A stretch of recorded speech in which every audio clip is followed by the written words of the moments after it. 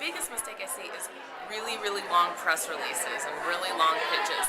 I just need it really quick, just who, what, where, when, and why, and give me contact numbers and what the visuals are going to be. It's just really simple because I don't have a lot of time to go through like maybe 5 paragraphs, so I just need the information right away. Then I have it in my mind, this is a good story or it's not. It's tricky to figure out what somebody wants, but typically you'll hear from editors of magazines. I hear from editors of magazines when I'm pitching stories that it's really important to read and get to know the publication that you're pitching to as a journalist or as a publicist.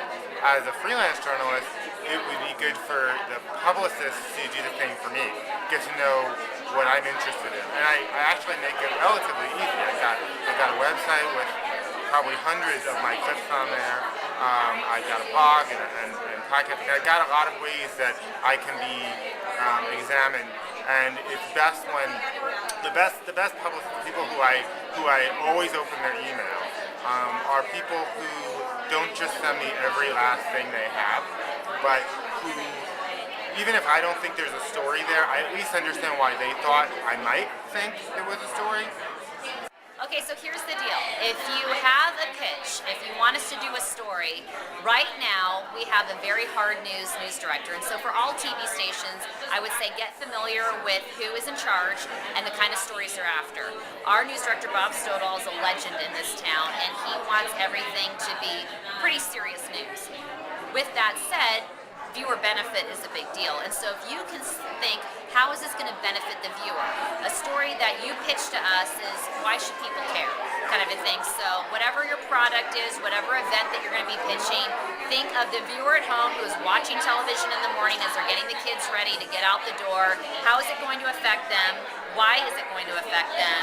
Why should they care? What's in it for them? If you can answer those questions, more than likely, then you're going to get the story on Channel 3.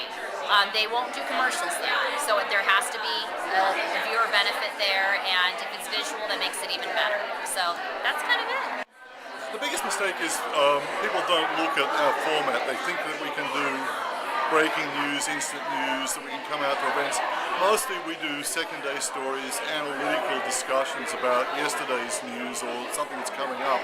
So if you're pitching something to us, you want to be ready to have your client fit in as part of a larger discussion about something. If you've got a home builder, we may want to talk to him about the real estate market, but with other people, not just about some new subdivision. If you've got a medical client, we're going to want to talk about healthcare in general and his part of it or her part of it, rather than just how great his surgery or clinic is.